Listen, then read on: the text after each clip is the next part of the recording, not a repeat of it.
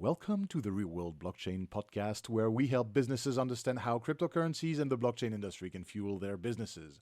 This episode is brought to you by Web3 Enabler, the first and only Web3 payment solution in Salesforce. I am Gauthier Lamotte, your host, and I'm here today with my three partners in crime: Niles Smith, our blockchain connoisseur; Zoe Bredeman, our tech expert; and of course Rebecca Kaplan, our UX and marketing specialist, who is at the airport at the moment, so she's kinda displayed as a correspondent, as if we were on a real TV show. Hi, guys. Hi, how are you? Great. Hello, hello. That's terrific. All right. So, first news, we're going to talk about a teeny tiny news about Venezuela. As you guys know, Venezuela had launched a few years ago a cryptocurrency pegged on a value of petroleum, of oil, basically. And that cryptocurrency was launched with great pomp and ceremony in 2018, if I remember correctly, Right. February, I guess. And it was backed by Venezuela's petrol reserves, and at the time it was priced at $60 per token. But due to many things, including economic sanctions from the US and other things, it was kind of complicated. So, have you guys heard about this cryptocurrency and the PTR? What do you think about that? About the project at the beginning? Yeah, I heard about this getting launched back in 2018. I thought it was a really interesting foray for a government to have their own state-backed Mm-hmm. currency. And in a sense, it's a stable coin. It's pegged to a barrel of oil. And this was to combat the Bolivar's high inflation rate. However, it just never seemed to get traction inside or outside the country. And now the project is being sunset. Yeah, I think that the private platform named Cryptoland, which is a Venezuelan platform, they wrote on their social media accounts last week the PTR, so the Petro, is officially dead. And it's quite interesting because that means that even when there's a stable coin, it's the same factor that determines the growth of a money of a currency, basically, which is trust. And the people had trust issues. How was your experience about that, Rebecca, in Venezuela? Have you got relatives who used that? Yeah, so I think you hit something that's really important, which is the trust aspect. So it's crucial to understand the state that the country is in, Venezuela. So the people have lost all trust in their government. So while this was a really great idea and could have potentially helped them circumvent um, the restrictions that the U.S. is putting on the country, um, the people weren't going to get on board. They saw it as a risk, right? Because they did not trust them. I personally did not know any of my family members who used it, but I did hear about it in the country, and a lot of it was conversations around, oh, the countries that the government wants to further control them. So unfortunately, trust is so important, right? So, and with that you can't have it, even though it was a great idea and it could have been extremely beneficial for Venezuela, right? Venezuela was once the richest country in South America, and today inflation is nearly 500%. So this could have been a really good opportunity, but you can't have something like this succeed without trust. Interesting. It's interesting to see that it's not only happening to currencies pegged to something, forcefully pegged to something by a state or by a company. Sometimes it happens with Bitcoin as well. Sometimes just because there's a new regulation, people lose a bit of trust in Bitcoin and then lose interest in it and start selling their assets. Regarding that Petro PTR stable coin, the lack of trust was evident when I think Nicolas Maduro tried to revive the coin by ordering airlines flying from Caracas to use it to pay for fuel, and it became mandatory for state services such as getting new identity papers. So even with that lawful obligation, the currency didn't kick off. Did you, Zoe? Did you get some insight about the way it was technically programmed, or is it totally new to you? Um, actually, not yet, but I also want to reiterate on that those trust components. And so, from a technical perspective, in your opinion, Zoe, what should be the biggest technical artifact that we should have in a cryptocurrency, specifically when it's issued by a state, in order to make it trustworthy for the people using it? Well, I mean, history such as lack of significant technical issues. A lot of it is historic. Um, All right, so most of it is not really related to the technical aspects, but more to the personal feelings of the people using that, right? well, there is both. There's both, but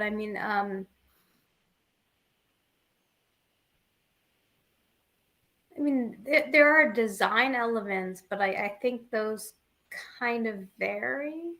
Mm-hmm. I Well, haven't looked into this one specifically, admittedly.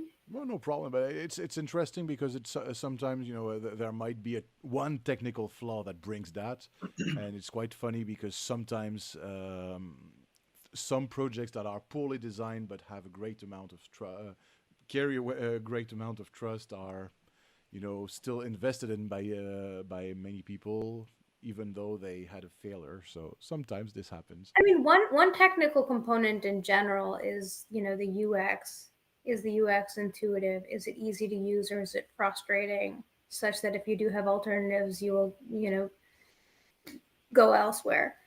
Um, so there's that. From security, whether or not it is hit is also based on how adversaries are targeting. Ah, interesting. So that's what I meant by historical. Has it been breached? But then some of that has to do with kind of adversarial energy put into the breaching. But others are design flaws. Um, some of it are internal operations as far as how things are structured and when for example, a credential might be exposed just due to the human element internally, if you will. Interesting. Um, So there's a lot.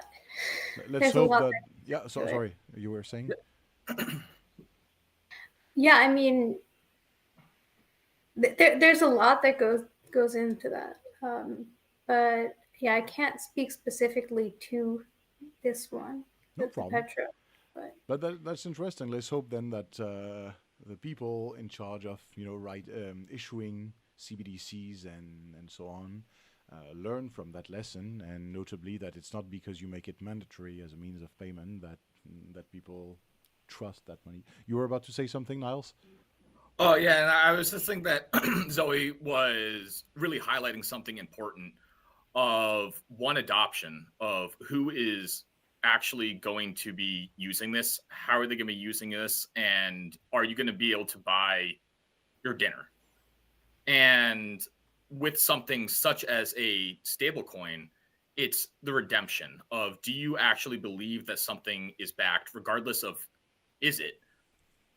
Who is going to be the ones that are actually keeping that peg? Because that's going to be arbitrage of people going and buying oil, using the petro, or then redeeming the petro for oil. But if you just tell them that, oh, this is equivalent to 1 barrel of oil, but there's no way to actually redeem that, then what does the token actually mean?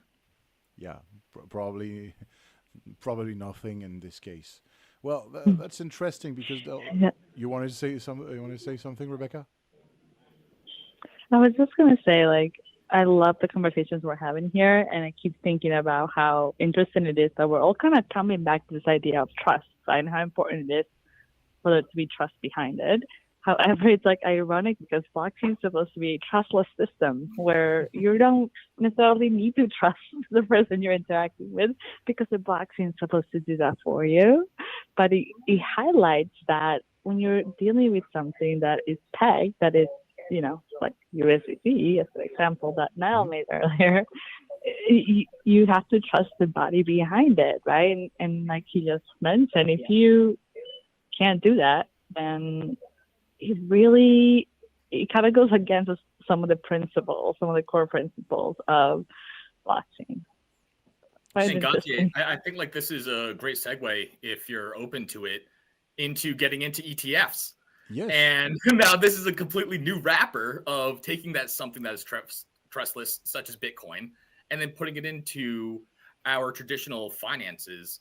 That then comes into another question of trust: of is it there? Can you actually redeem for the Bitcoin? And I think that was something that Grayscale, with their GPT Trust, had issues with, and was trading for a very long time under the value of a Bitcoin because there was only inflows. You were not able to bring anything out.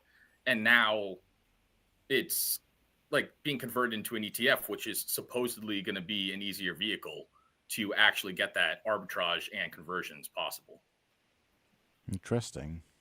And because we're speaking about trust, let's talk about an entity that has been widely criticized, and many people have been writing the craziest theories and sometimes the most serious analysis about how trustworthy this organization is.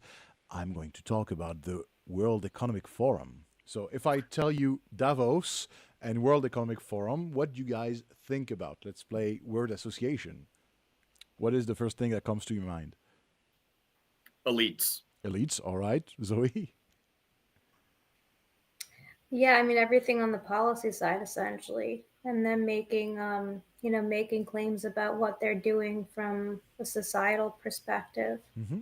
Each of the players, they of course want that, and some of it, some of it does have a solid argument, but you also have to, you always have to think critically and kind of decide for yourself what exactly is the truth versus what is mostly political. Mm-hmm. And Rebecca? Yeah, I was thinking rule makers, so very much aligned with counterparts here. So. And so that's interesting because basically, allow me to to put all your words in a shaker and shake it. Basically, there's a tint of there's a taste of centralized power. Basically, when we're talking about the World Economic Forum of Davos, we're thinking about lawmakers and we're not thinking about decentralized economies. And surprisingly, despite what happened last year, despite the recent crypto winter, there are many cryptocurrency and blockchain companies that went to the Economic Forum. And nothing about the World Economic Forum really aligns with the idea of anti-establishment trade and commerce that could be fueled by cryptocurrencies, and yet it's incredible, but there are many prominent crypto executives who went to the Davos Forum this year, and notably Ripple will be represented by a person at Davos, Brad Garlinghouse, and many other people are going to do that the same way. And it's interesting because also the Coinbase CFO has highlighted the significance of the SEC's decision to allow a Bitcoin ETF. So that's interesting because it means that the cryptocurrencies are getting mainstream in a very surprising way, because even the elites don't feel so much challenged by it. What do you think about that, Niles? Yeah, I think that we need this advocacy. And to the point of Davos being the centralized elites and then cryptocurrencies and blockchains being for the people, it's important for us to have a voice. And what's interesting is the dichotomy of cryptocurrencies and blockchains being globalist. This is the first time we actually have currencies that around the world people are able to have a stake in and are allowed to use without central backed governments creating this stuff. And like this actually is in the ethos of Davos, regardless of if it's going to be a government or a nation state, or it's going to be these companies that are actually producing these projects that are now creating a completely new paradigm related to our financial systems that we, at least us on this podcast, and I'm sure our listeners are buying into. So basically, dear listeners, if you were hesitating about whether cryptocurrencies are going to stay mainstream or not for the next few years, well, you have your answer. If this is discussed by the World Economic Forum and the SEC at the same time, it's probably here to stay. By the way, have you guys heard about the new debates regarding Coinbase and the SEC? So basically, the SEC was still in a litigious position, litigious stance regarding Coinbase because they said they are selling securities, and so that means they are operating as an unregistered exchange. And basically, the SEC attorneys made a reference saying that basically Coinbase is more like an ecosystem of people creating promotions and products around digital assets, but that they're not really considered as an illegal exchange anymore, obviously, but it's still in progress. We need to check that. But how optimistic or pessimistic are you guys regarding that? Yeah, personally, I think that this is an amazing case. And I know that Coinbase is moving to dismiss, but this could be a great win for the crypto community, at least within the United States, if it does go to court and we actually get a ruling. And this allows us to then have regulation and guidelines where before right now, the SEC is regulating through enforcement with no clear guidelines. There are, I mean, like they've listed over 50 different cryptocurrencies as securities, but at the same time, they've lost their case against Ripple, where depending on how it was issued, that might be a security, but it's been ruled that it is not a security on the secondary market. And that is very much where Coinbase is playing, is they're not issuing anything new. And very clearly, like they have their new base layer 2 rollup, and that does not have a token of its own. Also, that's interesting because there's a difference. Coinbase is not operating exactly like a trading platform where you sell pieces of stocks, well, you say fractions of stocks, because it doesn't give the buyers a right to take action if the issuer does a bad job. So you cannot basically sue Solana if you're not happy with the outcome on your investment. So there's, because you don't have any right to sue an assets issuer, you don't have an investment contract. So that's why probably, well, that's the exit door for Coinbase if they manage to pull this off. But that would also mean that cryptocurrencies are going to become a very legally known sector, and that means that it's probably going to also build up the level of trust for businesses that just were looking at that remotely. What do you think, guys? Absolutely. And I think that maybe we want to just back up a little bit and just talk about the Howey test. I'm sure a lot of people are familiar with it. Breaks out into 4 points of what is a security. It's an investment of money, common enterprise, expectation of profits, derived through the efforts of others. And that's sort of the key point that I think that you were hitting upon, where, yes, we want to make some money. We want this to go up. But at the same time, this is not something that we are able to hold the developers accountable of if the price actually moves one way or another. And maybe there will be securities that are issued on the blockchain. But the question now is, what about these native digital currencies that are being developed, and how are they different? And maybe we need a completely new regulation based on that doesn't fit what is currently available. what I like about that is that the judge named Catherine Faya, I hope I'm not mispronouncing her name, she noted that well, she's basically in a mindset where she wants stuff to regulations to be clean for the future and not something that will be painful to solve in the future. So I'm just going to quote her here because I have the quote on in front of my eyes. Basically, she said, "What matters is if some clever attorney can or cannot take my ruling and create new headaches for the courts." And I like it because That's a great that quote. means that she's trying to have a conclusion that is not going to be only for this case SEC versus Coinbase, but also about something a bit more. Well, she has a long-term vision, and I kind of like that. What do you think, girls? I'll say that, like, I definitely think that the law should be clear. Like, it feels like we'll forever be coming back to this place of, like, are crypto securities or not until there's a very clear outline and definition of what it is. Obviously, this could change drastically the landscape. I'm almost at a place where, like, I'd rather know whether it's yes or no, because then we can move forward and we can kind of build around that regardless of the outcome, versus the place where we are now, where if you're in the space, you don't see them as securities because they really aren't.